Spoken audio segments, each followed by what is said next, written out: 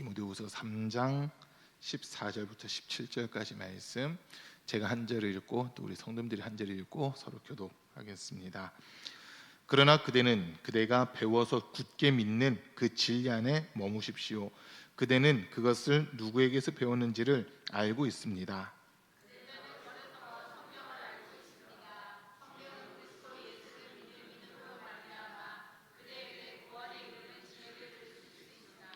모든 성경은 하나님의 영감으로 된 것으로서 교훈과 책망과 바르게 함과 의로 교육하기에 유익합니다.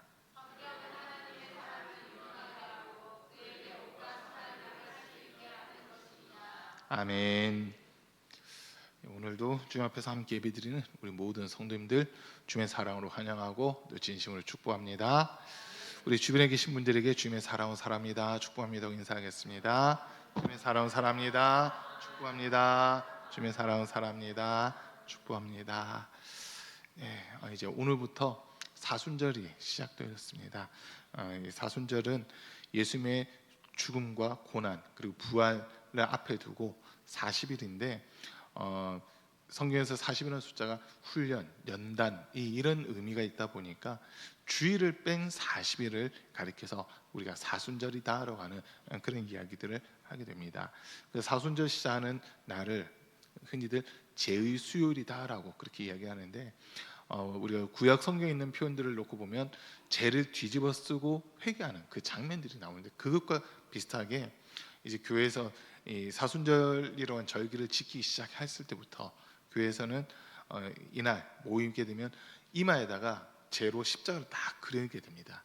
재를 묻혀서 십자가의 모양을 이마에다 그리고 그날 하루 이제 금식하면서 또 회개하는 그런 시간을 가지게 됐습니다.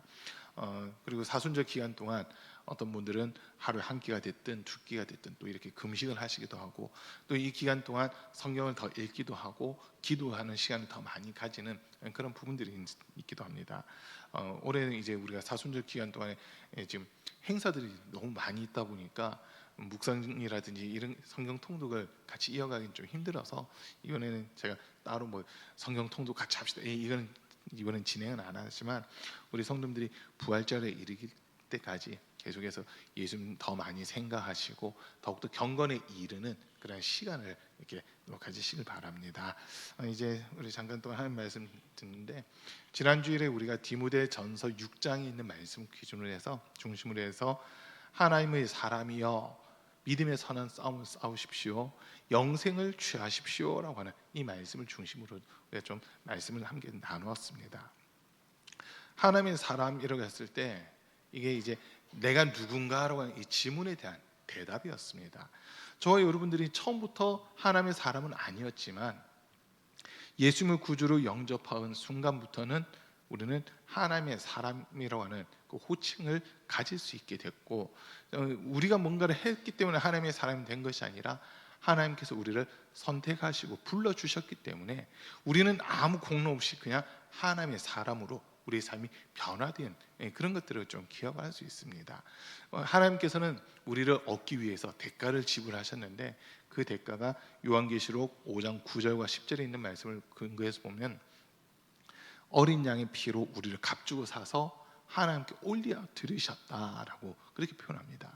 그리고 하나님께서는 우리를 받으시면서 우리의 신분을 바꿔주시는데 베드로전서 2장 9절 10절에 있는 말씀대로 택하신 족속이요 왕같은 제사장이요 거룩한 나라요 하나님의 소유요 그의 백성이다라고 하면서 그 전에는 하나님의 백성이 아니었으나 이제는 하나님의 백성이고 그 전에는 하나님의 긍휼을 얻지 못했으나 이제 하나님의 긍휼을 얻는 자가 되었다라고 하는 이 말씀을 우리에게 주고 계십니다. 그래서 우리가 하나님의 사람이다 했을 때 한 번 구원받았으니까 다 됐다가 아니라 이 구원을 두렵고 떨림으로 이루어 나가는 그런 우리 성도가 되어야 되는 겁니다. 그래서 영생을 얻을 때까지 우리는 이 믿음의 자리에서 떨어지지 않기 위해 믿음의 선한 싸움을 싸워 나가야 되는 그런 모습들, 더 나아가서 주 앞에 서는 날 우리의 영과 혼과 육이 흠없이 보존되는 이런 모습들이 있어야 된다라고 하는 그런 말씀을 우리가 주일날 들었습니다. 주일날 못 오신 분들 때문에 살짝 리바이벌 한 겁니다. 그래도 유튜브를 통해서 보셨을 것 같아요.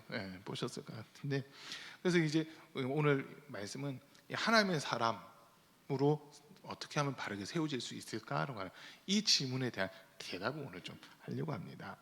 오늘 읽은 말씀 중에 이제 디모데후서 이렇게 봤는데, 주일날은 디모데전서 6장을 봤고요. 오늘은 디모데후서 3장을 봤는데, 이 두 군데에서 디모데를 지칭하는 말이 하나님의 사람이라고 이 지칭을 지금 하고 있습니다. 디모데는 바울에게 있어서 아주 특별한 사람 중 한 사람입니다. 바울은 이제 혈통을 놓고 보면은 이 순수 아브라함의 혈통을 가지고 있는 베냐민 지파 사람이거든요. 베냐민 지파 사람이고, 그런데 이제 특별한 하나님의 부르심에 의해서 이 바울은 이방인의 사도로 나가는 이런 모습들이 있었습니다. 근데 이 디모데로 한 사람을 디모데후서 1장에서 이렇게 보면 그 믿음의 유산을 누구로부터 이어받았느냐? 외할머니 로이스, 어머니 유니게로부터 그 신앙을 본받았다라고 그렇게 표현하고 있습니다. 거기서 이제 우리가 한 가지 발견할 수 있는 게 뭐냐면, 영적인 부분, 신앙적인 부분은 어머니의 영향력이 거의 절대적이다라고 할 수 있는 그런 부분들입니다. 성경을 제가 전체를 이렇게 놓고 보더라도 아버지가 훌륭했기 때문에 아들이 훌륭한 경우보다는 어머니가 훌륭했기 때문에 자녀가 훌륭한 경우가 훨씬 더 많이 기록되어 있습니다. 아버지가 훌륭한데 자녀도 훌륭하다, 제가 성경에서 거의 못 봤습니다. 거의 못 봤고, 어머니가 훌륭한데 자녀가 훌륭하다, 상당히 많은 경우들이 이게 있습니다. 모세를 놓고 보더라도 어머니 유니게가 요게벳이 기도하는 사람이었어요. 기도하는 사람이다 보니까 그 요게벳을 통해 너는 하나님의 사람이다, 하나님의 백성이다, 이 교육을 어렸을 때 들은 거거든요. 겉으로 볼 때는 유모라고 하는 표현이었지만 실제 자기 엄마를 통해서 젖을 먹으면서 너는 하나님의 사람이다, 하나님의 일을 해야 되는 사람이다, 이런 교육을 받다 보니까 스스로 각인이 된 거예요. 40살이 됐을 때 자기 힘으로 이스라엘 백성들 구출하려고 했는데, 그것도 나는 하나님의 백성이라고 그 마음이 있었기 때문에 그런 행동들을 하는 이런 모습이었다고 우리가 볼 수 있습니다. 사무엘, 그 어머니 한나가 기도하는 사람이었습니다. 그러다 보니까 기도하는 것을 그대로 이어받다 보니까 이 사무엘도 역시 기도하는 사람이 되는 이런 모습들을 우리가 볼 수 있는데, 어머니 신앙이 그래서 자녀에게는 100% 그대로 전달된다고 하는 이런 것들을 우리가 좀 쉽게 볼 수 있고요.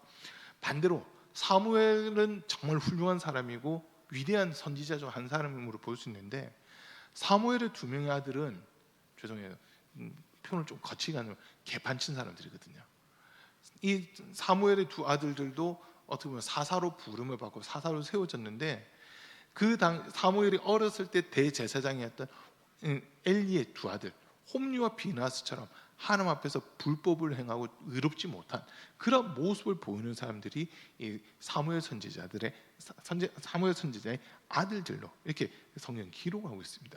그 모습만 이렇게 놓고 보더라도, 와, 아버지는 하나님께 온전히 인정받는 그런 삶을 살았는데 아버지가 훌륭하다고 해서 그 자녀들까지 훌륭한 건 아니구나라고 하는 이런 부분들을 좀 보게 됩니다. 근데 바울이 디모데를 생각할 때는 외할머니의 믿음, 또 어머니의 믿음, 이게 이 디모데에게도 그대로 전달되다 보니까 이 디모데의 신앙은 누가 보더라도 인정할 수밖에 없고 믿을 수밖에 없는 그런 모습이었다라고 하는 거, 이걸 바울이 인정하고 있고요. 그다음 두 번째로 바울이 이 디모데를 어떻게 생각하냐면, 내가 직접 낳은 아들은 아니지만 가슴으로 낳은 아들, 내가 믿음의 아들이다라고 이렇게 표현하는 정도로 디모데를 각별히 생각하고 있는 이런 모습들을 우리가 보게 됩니다. 그런데 이 디모데를 향해서 하는 최고의 호칭은 뭐냐? 너 하나님의 사람아라고 하는 이 호칭입니다.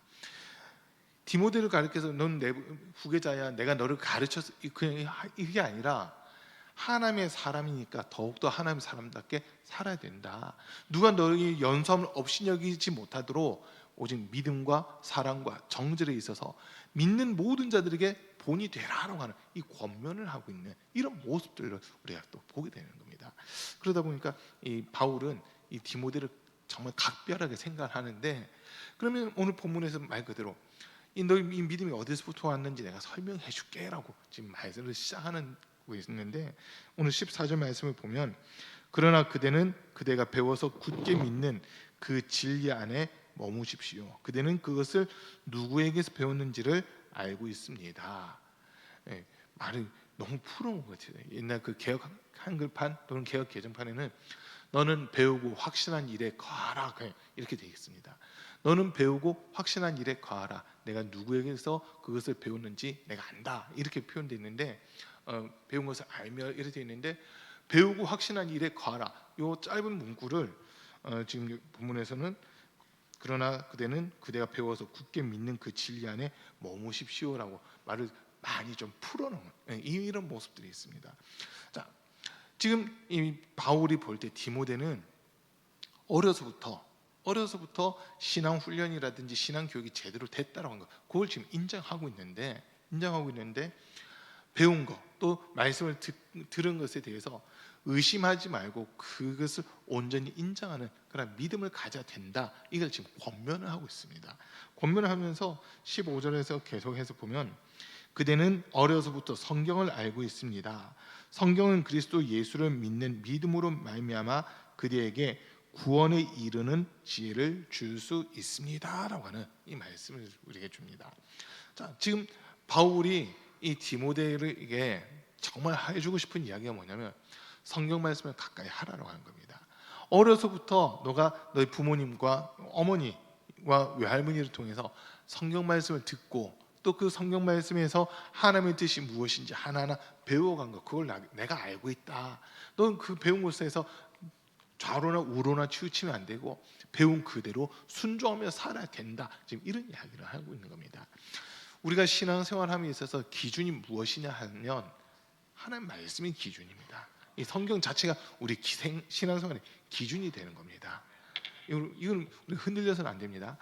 누가 이런 말을 했는데요, 누가 이렇다던데요가 우리 신앙생활의 기준이 아니라 오직 성경 말씀이 우리 신앙생활의 기준이 돼야 되는 겁니다. 성경 말씀은 왜 우리가 성경을 읽고 해야 되냐? 특히 우리가 이제 하나님의 말씀을 했을 때 우리가 좀 구분을 좀 할 수 있거든요. 구분을 할 수 있는데 제일 먼저 생각할 수 있는 하나님 말씀은 요한복음 1장 1절 말씀입니다. 제가 지금까지 목회를 하면서 또 지금까지 살아오면서 제일 충격받았던 말씀이기도 한데 요한복음 1장 1절 말씀입니다. 태초에 말씀이 계시니라. 이 말씀이 하나님과 함께 계셨으니 이 말씀이 곧 하나님이시니라. 만물이 그로 말미암아 지은 바 되었고 그가 없이 된 것이 하나도 없다라고 하면서 말씀이 하나님이시다라고 이렇게 기록하고 있습니다. 그리고 다시 창세기 1장 1절 이후에 있는 말씀을 보면 태초에 하나님이 천지를 창조하시니라. 땅이 혼돈하고 공허하며 흑암이 깊음 위에 있고 하나님의 영은 수면 위에 운행하시더라. 여호와께서 이르시되 빛이 있으라 하심에 빛이 생겨나고 저녁이 되고 아침이 되니 이는 첫째 날이라라. 하나님 보시기에 좋았더라. 이렇게 하면서 천지 창조의 과정이 시작되는 그 모습을 보게 되는데 하나님께서 천지 창조하실 때 말씀을 전하시는 거예요. 말씀을 하시는데 그 말씀하시는 대로 다 이루어졌다라고 하는 이게 창세기 1장의 내용입니다. 그런데 그 말씀이 누구냐 했을 때 요한복음 1장 1절에서는 그 말씀이 곧 하나님이시다라고 표현하고 있고 요한복음 1장 14절에서는 말씀이 육신이 되어 우리 가운데 거하심에 우리가 보니 독생자의 영광이요 그 위에 은혜와 진리가 충만하더라라고 하는 이런 말씀을 또 기록하고 있습니다. 말씀이신 하나님이 육신을 입고 우리 가운데 찾아오셨다. 여기에 첫 번째 말씀이라는 겁니다. 그러니까 예수님 그 자체, 하나님 그 자체가 말씀이다라고 이렇게 성경이 표현하고 있고요. 그리고 두 번째 말씀이 뭐냐면 기록된 말씀입니다. 오늘 본문에서도 보면 3장 16절에서 모든 성경은 하나님의 감동으로 된 것으로 교훈과 책망과 바르게 함과 의로 교육하기에 유익하니 이는 하나님의 사람으로 온전하게 하며 또 선한 일을 온갖 선한 일을 할 수 있게 하는 것이다라고 하는 이 말씀을 주시는데 이 성경 말씀을 우리가 뭐라고 표현하냐면 기록된 말씀이라고 그렇게 표현을 하는 겁니다. 하나님의 말씀, 예수 그리스도 그 자체시고 하나님 그 자체신데 이 첫 번째 말씀, 두 번째 말씀은 기록되어 있는 말씀, 우리가 성경이다라고 그렇게 분류를 하는 겁니다. 그리고 세 번째 말씀이 있다면 그거는 선포된 말씀 또는 증거된 말씀이라 해가지고 설교를 통해서 우리 성도님들에게 나가는 이 말씀이라는 거거든요. 그러다 보니까 이 설교가 너무 중요한 겁니다. 설교가 너무 중요해요. 지금까지 목회를 하면서 어쨌든 저는 성경은 이렇게 말합니다라고 그렇게 이야기하려고 노력을 해왔고, 앞으로도 계속 그 성경은 이렇게 말씀합니다, 이게 기준입니다라고 저는 계속 이야기를 할 겁니다. 그런데 목회를 하면서 이렇게 보니까 주변 목사님들 이야기를 들어보는 거예요. 듣다 보니까 어떤 분들은 진짜 공부를 많이 하셔가지고, 저랑 비슷한 또래 분들입니다. 공부를 많이 해가지고 뭔가 얘기를 하려고 하면 진짜 공부했다는 그게 표가 나더라고요. 어떤 암흑의 신학자는 이렇게 이 본문에 대해서 이렇게 얘기하더라. 또 그 부분에 대해서 어떤 신학자는 이렇게 얘기를 하더라라고 하면서 신학자들 이야기를 쭉쭉 해나가요. 듣다가 제가 생소한 신학자들도 막 나오거든요. 그러다 보니까 그 사람 누군데 막 묻기도 해요, 제가. 그런데 중요한 거는 설교할 때 그렇게 한다는 거예요. 그분들이 설교하면서 암흑에는 이렇게 얘기합니다, 암흑에는 이렇게 얘기합니다. 이 성경의 권위보다도 그 신학자들의 권위를 더 높이고 있는 그런 모습이 이렇게 보인다는 거예요. 그래서 제가 살짝 물어봅니다. 그런 분들한테 살짝 물어보는데, 그래서 목사님 설교 듣고 몇 사람이 회개했습니까? 목사님 설교 듣고 몇 사람이 은혜 받았다고 합니까? 물어보거든요. 은혜 받았다는 사람은 못 보는 것 같아요, 이러더라고요. 은혜 받았다는 소리를 못 들은 것 같아요, 이래요. 당연하죠. 왜냐하면 성도님들이 이 말씀 듣기를 원하는 거지, 어떤 신학자가 무슨 얘기했다 그 말 듣는 거기를 원하는 게 아니거든요. 누가 어떤 말 했다 그 들으려면 차라리 신학 서적 한 권 사다 보는 게 훨씬 빠를 수도 있습니다. 신학 서적 한 권 사다 보는 게 훨씬 빠를 수도 있어요. 그런데 그렇다고 해서 우리 영혼이 거기서 만족하면 없나? 만족하면 못 누립니다. 왜냐하면 거기 사람의 지혜가 들어가고 사람의 지식이 들어가거든요. 우리 영혼을 구원하는 것은 하나님 말씀 이 자체가 들어올 때 우리 영혼이 새로워지고, 말씀을 통해서 우리 영혼이 거듭나는 그것을 체험하게 되는 거지, 누가 이런 얘기하더라 누가 이런 얘기하더라 해서 우리 심령이 변화되는 게 결단코 아니다라고 하는 겁니다. 그걸 목회를 하면서 이렇게 보고 깨닫는 거예요. 그러다 보니까 이 말씀이 이거였구나. 모든 성경 말씀이 예수 그리스도를 나타내고 있고, 더 나아가서 성경만 우리로 하여금 구원에 이르는 지혜를 갖게끔 하는 유일한 책이구나라고 하는 것을 깨닫게 되는 겁니다. 여러분, 오직 성경만 우리에게 구원의 지혜를 가르쳐 줄 수 있는 책입니다. 이건 우리 성도님들이 분명하게 인정하셔야 됩니다. 작년에 그 다니엘 기도회 이렇게 진행이 됐었잖아요. 우리 교회에서는 따로 안 했지만 지난번 제가 설교하면서 한번 말씀드렸는데, 조혜련 씨 얘기가 엄청난 도전이 되더라고요. 그분이 원래 남묘 호랭갱교였거든요. 일본식 불교래요. 일본식 불교를 남묘 호랭갱교라고 그렇게 얘기하는데, 거기는 뭐 외울 것도 많고 봐야 될 책도 엄청나게 많다는 겁니다. 조혜련 씨만큼은 거기서 벗어나기 참 힘들겠다 그 생각을 많이 했었거든요. 근데 어느 순간 이분이 예수님을 영접하고 교회를 다니기 시작하고 이제 신학 박사까지 돼가지고 막 이 간증학으로 다니는 모습 보면서 와, 막 되게 신기하더라고요. 근데 그분이 하는 얘기 중 한 가지 뭐냐면, 교회 다니는 건 너무 쉽다고, 예수 믿는 건 너무 쉽다고 하는 그 이야기를 합니다. 왜 쉽냐 누가 이렇게 물어보니까, 불교에서는 경전을 한번 읽으려면 그 양이 너무 방대해서 읽을 수가 없다는 거예요. 혹시 여러분 팔만대장경 읽어보셨어요? 제가 낮에 잠깐 실수를 했어요. 팔만대장경 8만 글자로 돼 있다고 해버렸는데, 8만 글자면 어느 정도 읽을 수 있어요. 성경보다 2배 정도 많은 거거든요. 성경 절수로 이렇게 해서 보면 31,173절이니까 31,173절 곱하기 한 절당 평균 15글자라고만 잡아도, 한 절당 평균 15글자라고만 잡아도 45만 자가 넘어버리는 거예요. 근데 대장경으로 했을 때 경 하나 해가지고 이 경이, 그러니까 이런 책 같은 게 8만 권이라는 의미더라고요. 8만 대장경이라는 말이 그 가르침이 8만 개의 가르침이라는 거예요. 그걸 어떻게 다 읽어요? 그걸 어떻게 다 읽어요? 하루에 하나만 읽는다고 하더라도요, 그냥 이 단순 계산하는 겁니다. 경을 하루에 하나만 읽는다 치면은 8만 개, 사람이 일평생 죽을 때까지 못 읽습니다. 왜냐면 100년을 산다고 해도 36,500일밖에 못 살거든요. 36,500일밖에 못 살아요. 그런데 8만 개의 경을 읽어야 되니까 그거는 상상을 못하는 사실 그런 일입니다. 그런데 이 조혜린 씨가 하는 얘기가 성경은 한 권만 읽으면 된다고. 이 한 권만 읽으면 모든 경전에 다 읽어지는 거니까 너무 쉽다고 막 그런 얘기를 해요. 그걸 몸소 이제 실천을 하는데 얼마나 이분의 성경 읽어야 되냐면 지금 예수님 영접하고 신앙생활을 한 지 이제 9년인가 10년밖에 안 됐어요. 9년인가 10년밖에 안 됐는데 지금 성경을 110독 이상을 했대요. 평균 딱 잡아보면 1년에 10독 내지 11독 그 정도씩 했다는 거거든요. 얼만큼 읽어야 그만큼 읽느냐면 한 달에 1년이면 12달이잖아요. 그러면 거의 한 달에 한 번꼴로 지금 성경을 읽는다는 거예요.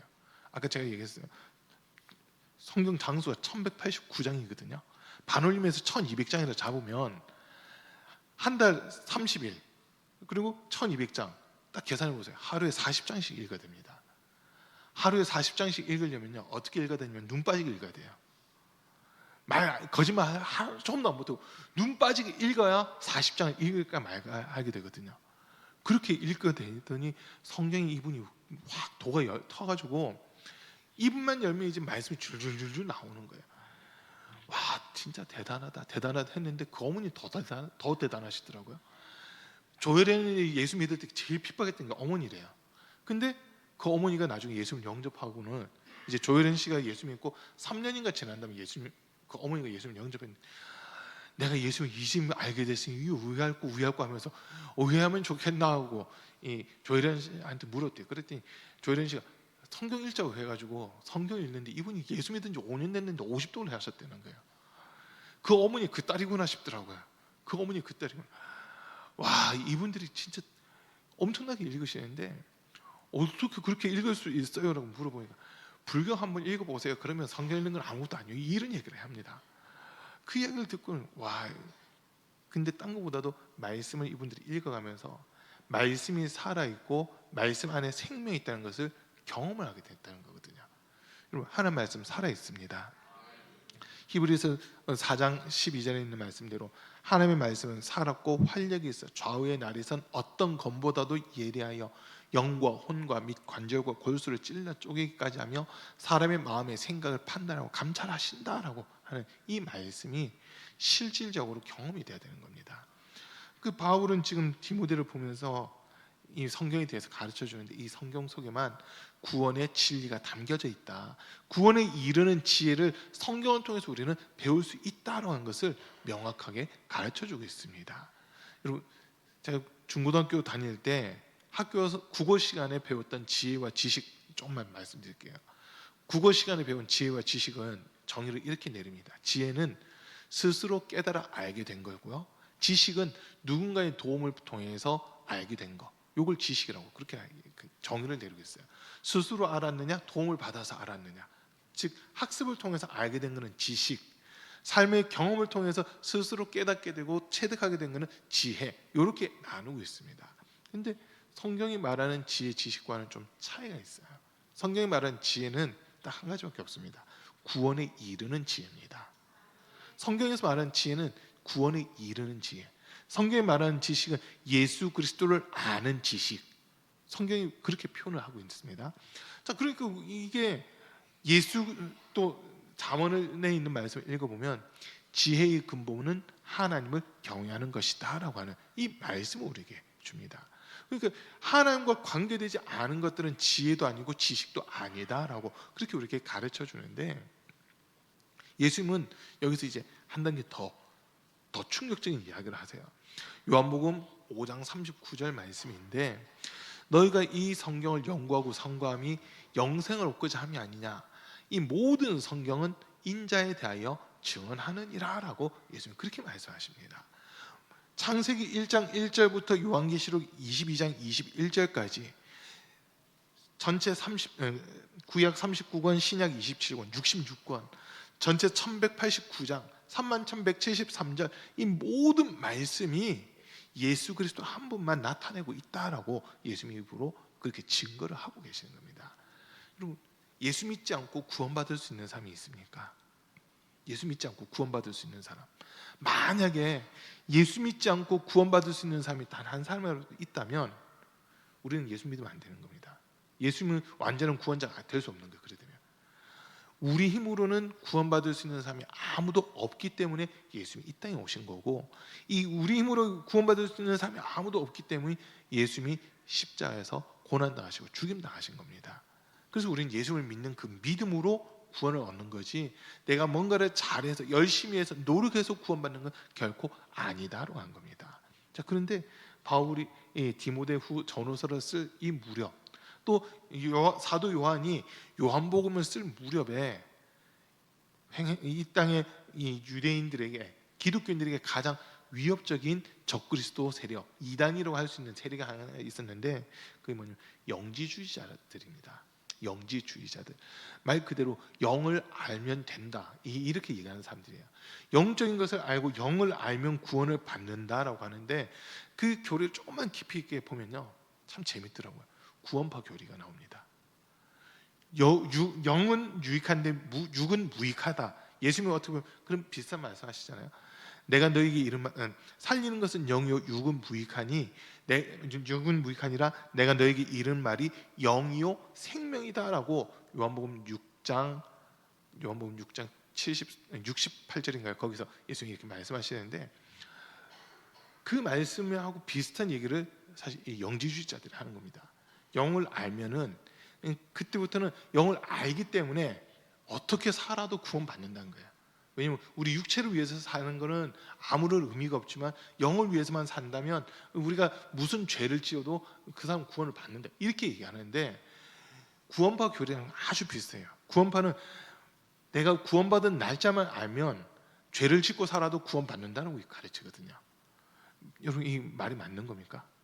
내가 구원받은 날짜만 알면 교회 다니는 사람이 주일 빼먹고 11주 빼먹고 하나님의 것을 다 도둑질 해먹어도 구원받는다, 이게 맞는 겁니까?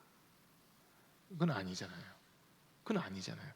율법을 지켜서 구원받는 건 분명 아니지만, 율법을 지켰다고 구원받는 건 아니지만, 율법을 지켜 행한다고 한 것은 내가 하나님의 백성, 하나님의 사람이기 때문에 하나님 뜻대로 살아가겠습니다라는 그 모습을 나타내는 거거든요. 우리 김영권 선생님 둘째 아들 동규가 이제 중학교 졸업을 했잖아요. 지난주 수요일 날. 아주 3년 동안 열심히 공부를 해서 졸업장을 받았어요. 졸업장을 받았습니다. 무려 중학교 졸업장을 받았어요. 그리고 이제 고등학교 진학을 한다고요.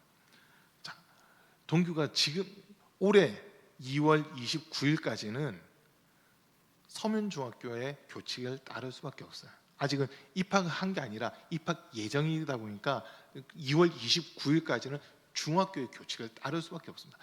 취직은 했다 하더라도 아직은 소속이 어디냐? 서면중학교예요. 그러다 보니까 중학교 3년 동안 이 동규에게 적용됐던 법이 있습니다. 그 법이 뭐냐? 서면중학교 교칙이라는 법이 적용돼요. 교복 디자인부터 시작해서 교복은 어떻게 입어야 되는지, 항도 중은 이성우 선생님 나온다고.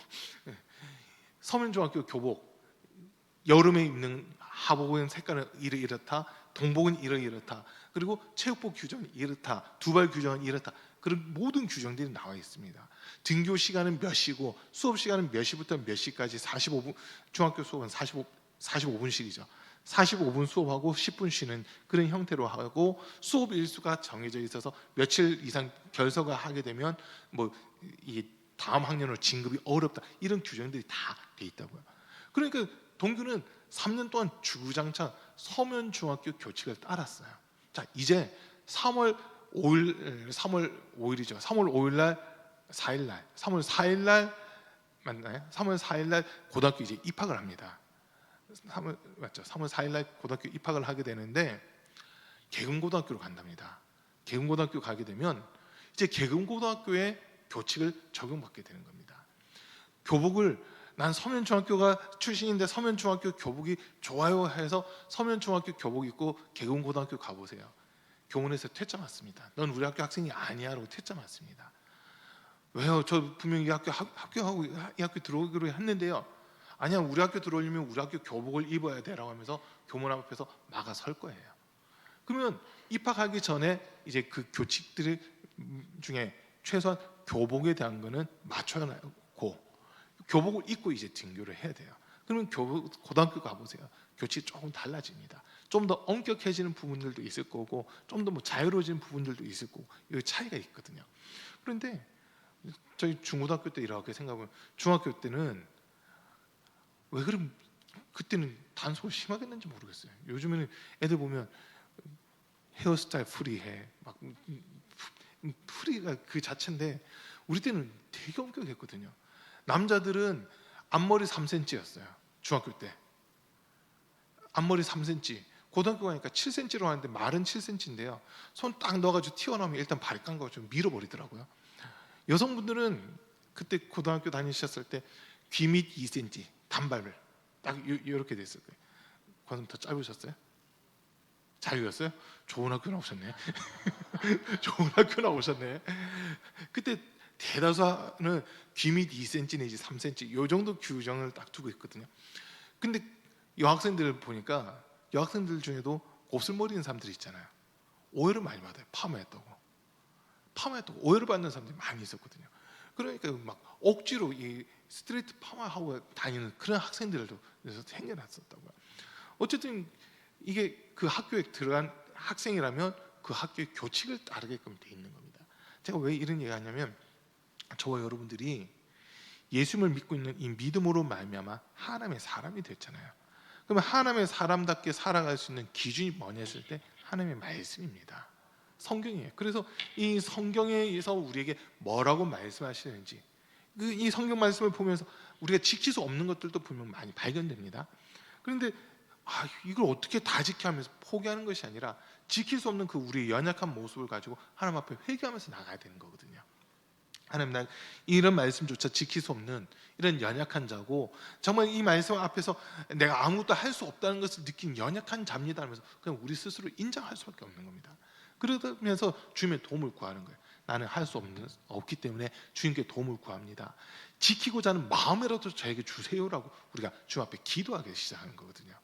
이런 사람들은 무너졌다 하더라도 그 마음 때문에라도 다시 일어서려고 몸부림치는 이 모습들이 나타나야 되잖아요. 그래서 말씀이 내 마음 중심에 딱 있는 사람은 넘어져도 다시 일어서려고 몸부림칩니다. 근데 주님이 이렇게 세워주시거든요. 주님이 세워주시는 거예요. 그런데 말씀이 내 중심에 없잖아요. 넘어지면 다시 일어날 생각을 합니다. 어차피 못 지키는 건데 라고 하면서 포기를 해버리는 이런 일들이 많이 일어나게 되는 겁니다. 제가 우리 가운데교회 와서 너무 감사한 것 중 하나가, 진짜 감사한 것 중 하나가요, 여러 권사님들, 우리 성도님들 통해서 소위 피드백을 듣게 되는데, 어떤 피드백을 듣냐면요, 오늘 목사님 말씀은 나를 겨냥하고 하신 말씀이다, 이런 피드백을 많이 들어요. 제가 누구 겨냥하고 설교하지는 않거든요. 기도하다 보면 우리 교회에 지금 이런 부분이 필요하구나, 그게 깨달아진 부분이 있으니까 그걸 가지고 말씀을 전한다고. 그런데 몇몇 분들이 그런 얘기해요. 오늘도 우리 목사님 나들으라고 말씀하시는구나, 아유 감사해라 하면서 그 말씀을 받아들이세요. 근데 참 신기해, 똑같은 반응인데 다른 결과가 나오는 분들도 있어요. 누가 목사님한테 얘기해가지고 나들으라고 목사님이 대놓고 저서는 설교하고 있어, 기분 나빠하는 분들도 계시더라고요. 다행히 우리 가운데교회는 그런 분은 안 계세요. 기분 나빠하시는 분은 없는데, 말씀을 들으면서 저 말씀이 나들으라고 하신 말씀이구나, 내가 저렇게 살지 못하다 보니까 저렇게 살아가라고 주신 말씀이구나 하면서 말씀을 이렇게 받아들이시는 이 모습들을 보면서 너무 감사하더라고요. 오늘도 몇몇 분이 저한테 그러시는 거예요. 목사님 성경 다 외우세요 이러더라고요. 아니요, 다 못 외우는 데가 있거든요. 제가 어떻게 그걸 다 외워요 했더니, 어떻게 뭐 어디에 몇 장 몇 절 무슨 말씀이 있는지 그 안 틀리고 어떻게 그렇게 다 쫙쫙쫙쫙 나오냐고. 저도 몰라요. 그래, 그죠? 제가 하는 게 아니니까. 그거는 말씀은 생각은 나는데 제가 하는 게 아니잖아요. 증인은 우리 박은혜 사모예요. 이따 한번 물어보세요. 제가 뭐 대놓고 막 말씀을 외우려고 하는지, 그런 거 없어요. 근데 말씀 전하다 보면 생각이 나고, 그 말씀이다 하면서 기억이 나니까 그걸 이렇게 전하는 거거든요. 근데 도대체 몇 구절을 외우고 있어요 물으시는 분들 계세요. 저도 몰라요. 몇 구절 외우고 있는지 저도 모르고요. 그냥 숫자만 좀 강해요. 아까 얘기했잖아요. 성경 66권, 1189장, 31,170원. 요런 거는 강한데 딴 건 또 몰라요. 모르는 게 더 많아요, 사실은. 근데 어쨌든 우리 성도님들이 말씀을 들으면서 지금 제가 제 눈에 보이게도 우리 성도님들이 속에 말씀이 들어가니까 변화가 생기고 뭔가 심령의 변화가 생기고 이게 얼굴로도 표출되는데 얼굴에 어두운 빛이 아니라 얼굴에 밝은 빛이 딱 자리 잡고 있는 이런 모습들로 변화되고 있다는 게 보이거든요. 그건 확실히 보여요. 그러다 보니까 이거는 내가 하는 게 아니라 주님이 하신 거구나라는 것을 인정할 수밖에 없는 이런 부분들이 생기더라고 하는 겁니다. 제가 평택에 있을 때 여호와 증인들하고 한번 대판 싸웠다고 몇 번 말씀드렸잖아요. 여호와 증인들하고 싸웠던 이유가 있어요. 그 사람들이 찾아온 것도 있지만은 대학교 때 친했던 친구 중 하나가 지금 아프리카 이집트에 선교사로 나가 있거든요. 원래는 수단에 선교사로 나갔는데 수단에서는 추방당해가지고 지금 이집트에서 수단인들을 위한 사역을 계속 하고 있는 그런 친구가 있어요. 그 친구도 이제 제 동기들 중에서는 그래도 성경을 좀 많이 읽고 신실한 그런 친구인데 한 번 저한테 이러더라고요. 그때 이제 제가 개명하기 전이니까 은관아, 너 혹시 여호와 증인들하고 얘기해봤냐 이러더라고요. 아니 이단인데 내가 왜 얘기하냐고 그랬죠. 그랬더니 한번 얘기해봐. 나한테 도움이 될 거야 이러더라고요. 그 얘기가 사실 머릿속에 남아 있었어요. 이단들이 성경 말씀을 어떻게 연결시키는지, 어떻게 외우고 이렇게 교회에 대해서 어떻게 공격하는지 한 번은 부딪혀봐야 되지 않겠냐 이런 얘기를 했더라가지고 그리고 일리는 있다 해가지고 그 마음에 두고 있었어요. 근데 하루는 주일 준비를 하는데 토요일날 주일 준비 열심히 하고 있는데 누가 밖에서 문을 두드리더라고요. 딱 나가 보니까 행세가 여호와 증인으로 딱 느껴지는 거예요. 그래서 살짝 머리부터 발끝까지 한번 싹 스캔해서 보니까 아니나 다를까 파수대 책을 딱 가지고 있더라고요. 여러분 파수대 책 가지고 있으면 여호와 증인입니다. 파수대 두 증인 이런 책 가지고 있으면 여호와 증인이에요. 딱 파수대 책이 보이더라고요. 여호와 증인이시죠? 가세요. 그냥 제가 그랬어요. 그랬더니 여호와 증인인 거 어떻게 하냐고 그러더라고요. 냄새 난다고. 냄새 난다고. 그리고 난 교회 목사인데 내일 예배 준비해야 되니까 당신하고 얘기할 시간 없다. 그냥 가시라고 그랬거든요. 안 가고 멍멍거리고 있는 거예요. 목사님이세요? 그럼 더 잘 됐네요. 얘기하고 싶은 게 많아요 이러더라고요. 얘기하고 싶으면 주일 지나서 교회로 오세요. 저기 교회 있으니까 교회로 오세요. 진짜 교회를 찾아온 거예요. 교회를 찾아왔더라고요. 그래가지고 2시간 반 동안 그 사람들한테 여호와 증인이 왜 잘못됐는지 많은 얘기를 시작했죠. 그 사람들이 뭔가 얘기를 하는데 제가 한 개인가 두 개 빼고는 대답을 다 했거든요. 그러니까 한 개가 뭐냐면 다윗은 천국 갔을까 못 갔을까 이거 질문하더라고요. 천국 갔겠죠 했더니 아닙니다 하는 거예요. 그러면서 사도행전 2장에서 베드로가 설교한 부분에 다윗은 하늘로 올라가지 못했으나 이 표현이 있거든요. 그거 딱 끄집어내가지고 봐라 안 올라갔다 이러는 거예요. 그래도 다윗이 구원 못 받았냐? 아니다. 다윗은 분명 구원 받았다. 마태복음 1장에서 아브라함과 다윗의 자손 예수 그리스도의 계보라 했기 때문에 예수 그리스도의 족보에 올라갔는데 어떻게 구원을 안 받냐 하면서 막 대판 싸웠죠. 싸웠더니 그분들이 하지만 뭐라고 하냐면 그때 제가 34살인가 35살인가 그랬거든요. 새파랗게 젊을 때 지금도 젊지만 그때 더 젊을 때인데 막 그렇게 성경 말씀과 따닥 대면서 얘기를 했더니 그 사람들 부부가 왔었는데 와 젊은데 참 대단합니다. 말씀 가지고 성경 가지고 우리한테 이렇게 반박하는 사람 처음 봤습니다 이러더라고요. 자기들은 우린 당신 못 이길 것 같으니까 옆에 그때 평택 바로 옆에 안성 공도라고 하는 게 있거든요. 거기 워치타워라고 해서 여호와 증인 본부가 있어요. 거기 놀러 한번 오라는 거예요. 듣다 보니까 자기들은 상대가 안 되니까 더 센 사람 붙여주겠다고 오라는 거예요. 그래서 제가 그랬어요. 거기 갈 일 없습니다. 그냥 빨리 가세요 했더니 가면서 교회 주부를 한 장 가지고 가가지고 그 다음 주에 또 전화를 해가지고 30분인가 또 싸웠어요. 그 사람들 얘기로는 제가 이겼대요. 그 사람들 얘기로는 자기들이 저를 이길 수 없다고 그랬거든요. 제가 이겼어요. 그런데 문제는 그때부터 생겼어요. 설교를 하는데 제가 원고가 없잖아요. 원고 없이 설교를 하다 보니까 감동되는 대로 설교를 하는데 설교 중간에 이거 여호와 증인들이 했던 얘기인데 이거 여호와 증인들이 했던 얘기인데 이거 뭐지? 이렇게 돼버리는 거예요.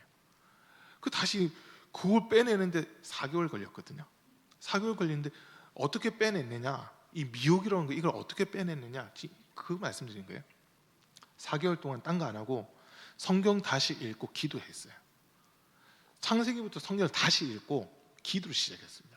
요 두 가지 계속 4개월 동안 하다 보니까 어느 순간 제 몸에서 그 의심이라고 하는 것이 싹 빠져나가는 게 느껴지더라고요.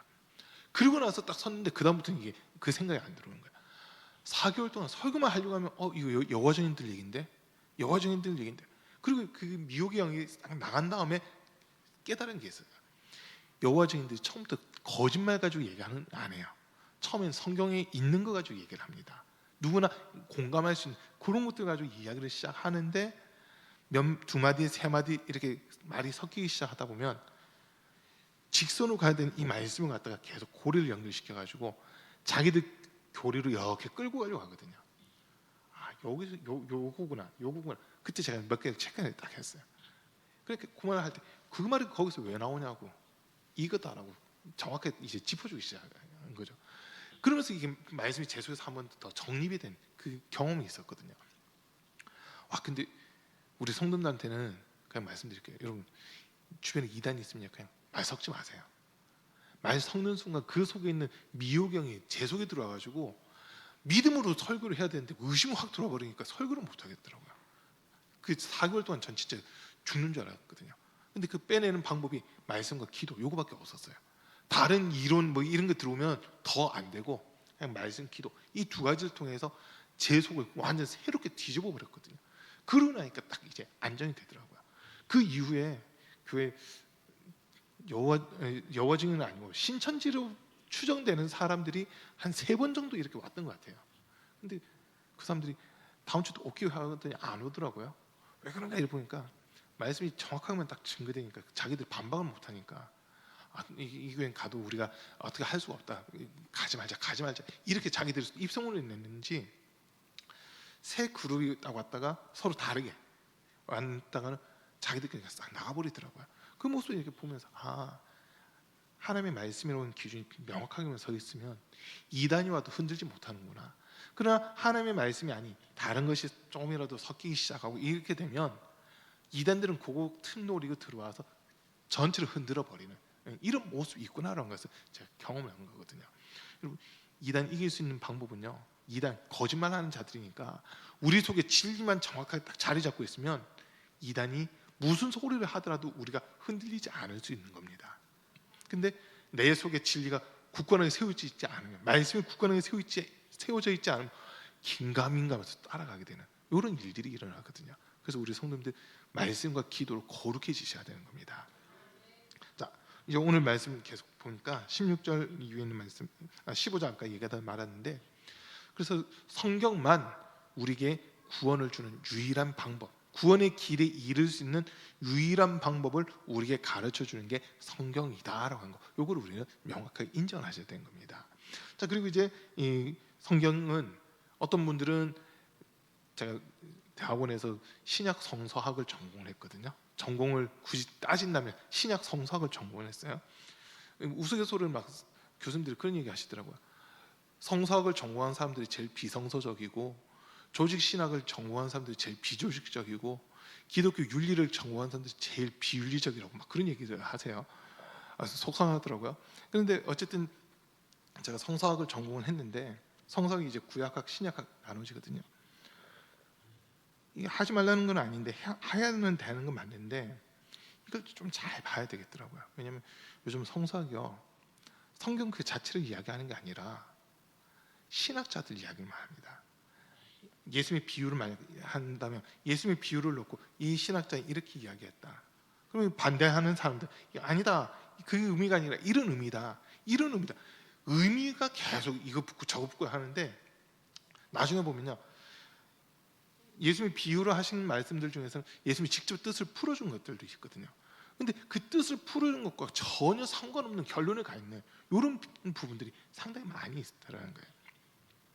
말씀 그 자체가 가야 되는데 말씀이 아닌 다른 게 가더라고요. 그러면서 뭐라고 얘기하냐면, 창세기 1장과 2장의 창조 이야기가 나오잖아요. 그 창조 이야기, 구약학자들이 이제 편집 비평, 소위 편집 비평, 역사 비평, 문학 비평 뭐 이런 식으로 성경도 하나의 문학으로 봐야 된다, 편집된 책으로 봐야 된다, 이렇게 이야기를 하다 보니까 어떤 결과가 나오느냐, 하나님께서 천지 창조하신 그 이야기, 하나님만이 창조주시다, 이렇게 얘기가 나와야 되는데, 편집 비평이라는 것을 전공하신 분들은 뭐라고 얘기하냐면, 바벨론 신화에서 보면 창조 이야기가 이렇게 기록되어 있고, 로마 신화에서는 창조 이야기가 이렇게 기록되어 있고, 그리스 신화에서는 창조 이야기가 이렇게 기록되어 있다. 다른 종교들 아니면 다른 지역에서 발생한 이런 창조 이야기들을 놓고 볼 때 기독교의 창조 이야기나 창조 이야기나 별반 다르지 않다, 이렇게 되어버리는 거예요. 그 소리가 뭐예요? 다른 종교의 신들을 다 인정하고 있는 그 모습이 되어버리는 거거든요. 그럼 이건 구원의 질서 아래에서 멀어져 버리는 거예요. 이런 일들이 지금 신학교에서 일어나고 있는 겁니다. 자, 그리고 또 이제 뭐 역사 비평이라고 할 때 역사적으로 이런 사건들이 있었다, 막 그걸 더 중점적으로 두는 거예요. 그러다 보니까 신약학 같은 경우 요즘에 한 25년, 한 30년쯤 전부터 제일 인기 있는, 신약학 내에서 제일 인기 있는 과목 중 하나가 뭐냐면 역사적 예수, 역사적 예수라는 거예요. 그 뭐야 이렇게 물어보니까 예수님은 완전한 하나님이면서 동시에 완전한 사람이다, 이걸 우리가 고백을 하는데, 신성에 대한 부분은 빼고 하나님적인 요소, 신적인 요소들은 빼고 순수 인간 예수만 우리 한번 살펴보자, 이렇게 나오는 거예요. 그렇게 하니까 뭐 혈통적으로 아버지가 어떻게 되고 어머니가 어떻게 되고 형제가 어떻게 되고 막 사회적 배경은 어떻게 된다, 그런 얘기들이 쭉 나오면서 예수님의 죽음은 구원자로서의 죽음이 아니라 정신병자로서의 죽음이다, 이런 결론이 나오는 거예요. 정신병자, 자기가 스스로가 하나님의 아들이라고 했다, 이걸 정당화시키면서 이 말만 안 했어도 안 죽었을 텐데 이 말을 했기 때문에 죽었다, 이건 일종의 정신병이다, 이런 결론을 내리고 있거든요. 자, 이게 지금 왜 그러냐, 성령의 감화 없이, 감동 없이 성경을 보다 보니까 엉뚱한 결론을 그렇게 이야기를 하더라라고 하는 겁니다. 지금 우리나라 교회뿐만 아니라 전 세계 교회를 놓고 보면 사실 좀 극과 극으로 가 있는 교단들이 있어요. 어떤 한 교단은 영적인 체험들을 강조를 해요. 그러다 보니까 뭔가 봐야만 된다는 거죠. 내 눈에 뭔가 보여야 된다는 거예요. 지금 여기 천사들이 날아다니는 게 보여야 되고, 여기 귀신들이 으악 하고 소리 지르는 게 보여야 되고, 뭔가 현상이 나타나야지만 된다고 이야기하는 사람들이 있어요. 그러다 보니까 어떤 일들이 일어나느냐, 막 한동안 우리나라에서도 좀 시끌벅적했던 금가루 막 이런 게 있잖아요. 기도하고 나면 금가루가 떨어진대요. 그런 얘기 들어보셨어요, 여러분? 왜 우리는 금가루 안 떨어지죠? 금가루 그것만 쫓아가는 거예요. 금가루가 안 나타나면 주님 일 안 하셨다 이러고, 금가루가 나타나면 주님 일하셨다고, 막 그런 일들이 일어나요. 말도 안 되는 거잖아요. 금가루가 떨어질 수도 있겠죠. 금가루가 떨어질 수도 있겠죠. 그게 중요한 게 아닌데, 거기는 뭔가 눈에 보는 현상들만 나타나야 돼요. 그러다 보니까 여기를 가리켜서 흔히 은사주의 내지는 신비주의라고 하는 그런 말들을 합니다. 뭔가 현상이 있지 않으면 잘못됐다, 이렇게 얘기를 해요. 그러다 보니까 이게 하나님이 행하신 일인지 마귀가 하는 일인지 분별이 안 되는 이런 경우들이 종종 있고요. 또 반대로 우리 교단은 성경 공부, 제자 훈련, 뭐 말씀 양육 이것만 합니다. 근데 신기한 거는 성경의 말씀에 따른 이적과 표적이 나타나는 게 정상인데, 뭔가 이적이 나타나고 은사가 나타나고 표적이 나타나면 아니야 그거 하면 안 돼, 그거 하면 안 돼 하면서 막 뜯어 말리는 그런 부류의 사람들이 있어요. 이건 더 속상한 거예요. 자기들이 성경 말씀을 안 믿으니까 그런 현상이 나타나는 것을 가로막고 방해하는 이런 모습이거든요. 사실은 지식적으로는 가르친다고 하는데 그게 말씀이 경험되고 체험돼야 되는 이 부분까지 빼버리는 겁니다. 그러다 보니까 어떤 현상들이 나타나냐, 여러분, 방언은 성경에서도 하라고 되어 있습니다. 방언은 하라고 되어 있어요. 바울도 고린도전서 14장에서 내가 여러분들보다 더 많이 방언 말함을 하나님께 감사한다라고 그렇게 얘기했고, 마가복음 16장에서도 믿는 자들에 따른 표적 가운데 새 방언을 말한다는 내용이 나와 있잖아요. 성령께서 일하실 때 제일 많이 나타난 은사가 방언의 은사입니다. 그런데 소위 성경 공부, 제자 훈련, 말씀 양육이라고 요것만 강조를 하면서 성령께서 뭔가 일하신 것을 가로막는 교단들의 공통된 특징 중 하나, 새벽기도 가면 딱 나타나요. 방언으로 할 기도 좀 해보세요. 툭툭 치면서 슛 이럽니다. 알아듣지도 못하는 말 왜 하냐고. 알아듣지도 못하는 말 왜 하냐고. 그리고 좀 소리 내서 통성기도 하려면 쉿 이럽니다. 하나님이 귀 먹으리냐고. 그런 거 여러분 보신 적 있으신가요? 그런 경우들이 상당히 많아요. 조금만 방언으로 얘기하면 안 된다. 우리 교회에서는 방언하면 큰일 난다고, 방언하지 말라고 막 그렇게 뜯어 말리는 그런 교회들이 있거든요. 이게 왜 그런가 했을 때 성령의 역사 이거를 부정하다 보니까, 영적인 부분을 부정하다 보니까 오히려 잘못된 길, 인본주의라고 하는 이 형식으로 가는 이 모습이라는 겁니다. 교회는요, 하나님의 말씀과 성령의 역사 두 가지가 함께 가야 되는 겁니다. 이게 함께 가야 되는 거예요. 그래서 교회는 균형 잡혀 있는 게 중요한 겁니다. 그래서 교회에서 보면 성령 은사들도 나타나야 되는데, 이게 하나님이 하시는 일인지 마귀가 하는 일인지 분별할 수 있는 기준은 말씀이거든요. 분별할 수 있는 기준이 말씀이에요. 그리고 말씀이 제대로 증거되다 보면 말씀에 따른 이적과 표적은 반드시 나타나게끔 되어 있습니다. 안 나타나는 거 오히려 비정상이고, 나타나는 게 맞는 거거든요. 그런데 제가 좀 극단적인 부분을 얘기를 한 겁니다. 성령 역사 좀이라도 나타나면 금지를 시켜버리는 거예요. 금지를 시켜버리는 거예요. 그러다 보니까 이게 더 이상 영적인 건 없이 그냥 소위 사람의 그 감정을 자극시키는 그런 설교들만 하는 거예요. 그런 설교만. 우리는 감정이 호소하는 게 아니라 우리 영혼이 살아야 되는 거잖아요. 우리 영혼이 살기 위해서는 하나님의 영이신 성령께서 함께 해주셔야 되고, 이 성령께서 우리에게 가르쳐 주신 거, 예수님의 표현대로 하면 내가 너에게 이른 모든 말을 생각나게 해줄 거다, 깨닫게 해줄 거다, 가르쳐 줄 거다. 이게 성령이 하시는 거거든요. 그러니까 깨닫게 되고 알게 되고 더 나아가서 경험되는 이런 부분들이 분명히 생겨야 되는데, 한쪽에서는 그걸 못하게 하는 거예요. 한쪽에서는 이것만 해야 된다 하는데 이게 성령의 역사인지 마귀의 역사인지 분별하지 못하는 이런 일들이 막 나타나더라고 하는 겁니다. 자, 그래서 우리는 이 성경을 보면서, 성경은 좀 극단적으로 그리고 역사책이다라고 얘기하는 사람들이 있어요. 소설이라고 얘기하는 사람들이 있습니다. 그리고 이 성경은 편집된 책이다라고 얘기하는 사람들이 있어요. 그 사람들의 이야기는 믿으시면 안 되는 겁니다. 전 정확하게 말씀드릴게요. 성경은 하나님의 말씀입니다. 성경은 하나님의 말씀입니다. 그래서 이 말씀을, 이거는 하나님이 이렇게 말씀하셨습니다라고 받아들여야 되는 겁니다. 먼저 빨리 받으세요. 지금 오신 것 같아요.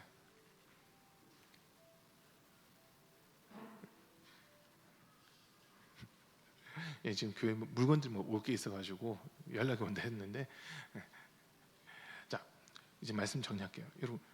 그래서 성경 말씀은 우리에게 어떤 역할을 하느냐? 아까 16절, 17절에서 모든 성경은 하나님의 감동, 하나님의 영감으로 기록된 것으로서 교훈과 책망과 바르게 함과 의로 교육하기에 유익하니 이는 하나님의 사람으로 온전하게 하며 또 모든 선한 일을 행할 능력을 우리에게 준다라고 하는 겁니다.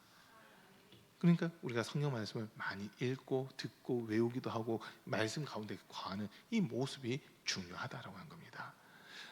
조영규 목사님 교회에서 한 번은 어떤 환자가 암에 걸렸나 뭐 이런 분이 조영규 목사한테 기도 받으러 오셨대요. 근데 그날따라 조영규 목사님 기도는 안 해주시고 성경 말씀 어디 찾아서 그걸 몇 번이냐? 1000번인가? 10,000번?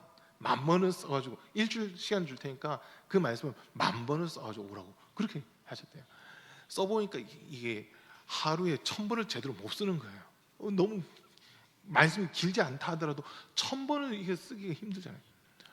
그러니까 목사님이 시켰기 때문에 이거 무조건 해야 된다 해가지고 하는데, 하다 보니까 어느 순간 자기가 아프다는 것조차 잊어버리고 그 말씀을 막 쓰기 시작한 거예요. 주일날 돼서 교회 왔는데 이 암에 대한 증상이 다 사라진 거예요. 그리고 다음날 혀였어요? 혀암이 왔대요. 혀암인데, 그러니까 말을 못하고 막 이래야 되는데 그걸 막 쓰고, 이제 그 말씀이 쓰라고 하는 말씀이 뭐냐면 주께서 채찍에 맞으면 내가 나음을 입었도다, 이 말씀이거든요. 그 옮겨 쓰는 과정 중에 어느 순간 막 10,000번 채워야 된다 이 생각 때문에 막 쓰는데 어느 순간 자기 입에서 방언이 막 터져 나오더라는 거예요. 혀암이라서 말을 못하던 분이 갑자기 와다다다 하면서 방언이 터져 나오고 말을 하기 시작하면서 아프던 증상들이 싹 사라지고, 음식을 먹는데 그전에 음식 맛이 안 느껴졌는데 음식 맛이 느껴지더라는 거예요. 그게 수요일인가 목요일인가 좀 돼가지고 그런 일이 일어났다는 거예요. 만번 쓰는 거 제쳐도 할렐루야 하면서 뛰어와가지고 목사님들 다 나왔어요. 목숨 끌어안고 막 난리가 났었다는 거예요. 그리고 말씀 속에 생명이 있기 때문에 이런 일들이 일어나는 겁니다. 우리가 계속 말씀을 외우고 암송하는 것도 좋지만 말씀을 계속 내 입에서 하나님이 모세를 후기자인 여호수아에게 주신 말씀, 이 율법책을 내 입에서 떠나게 하지 말고 주야로 그 가운데 기록된 것을 묵상하며 그것을 지켜 행하라 이랬잖아요. 묵상한다고 하는 말이 읊조린다는 말이거든요. 우리나라에서 묵상하면 그냥 입 딱 닫고 머리로 이미지 트레이닝 하듯이 뭔가 생각하는 이걸 묵상이라고 하는데, 실제 성경에서 말하는 묵상은 그게 아니라 입술로 계속 뭔가 읊조린다고 하는 거예요. 그러니까 하나님의 말씀을 계속 입술로 읊조리다 보면 그 말씀이 내 안에서 살아 역사하고 일을 하는 이런 것들을 경험하게 된다는 거거든요. 제일 중요한 거, 오늘 마지막 말씀에 성경은 하나님의 사람을 유능하게 하고 하나님의 사람을 하나님의 사람답게 만드는 게 성경 말씀이다라고 하는 겁니다. 내 생각이 기준이 되면 안 되고 아무개 신학자가 이런 얘기하더라, 누가 이런 얘기하더라가 기준이 아니라 하나님 말씀 자체가 우리 신앙생활의 기준이 돼야 되는 겁니다. 아멘. 이 말씀 자체가 우리 신앙생활의 기준이 될 때 우리 삶 속에서 진짜 주님이 일하시는 것이 나타나고 이 말씀이 내 삶 속에 경험되고 체험될 때 그때 우리는 내가 진짜 하나님의 사람이구나, 이것을 인정할 수밖에 없는 이 모습이 된다고 한 겁니다. 그래서 우리 사랑하는 성도님들의 삶 속에 성경 말씀이 잘못될 이유는 없잖아요. 하나님의 말씀이니까.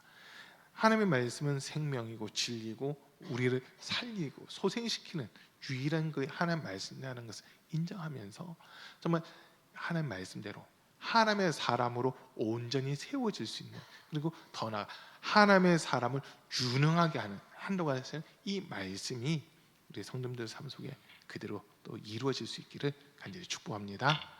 우리 기도하겠습니다. 오늘 말씀 들은 거 생각하시면서 주님 말씀을 절대 기준 삼고 정말 이 말씀이 날마다 경험되고 깨달아지고 또 말씀이 실제가 되는 은혜를 덧입혀 주십시오.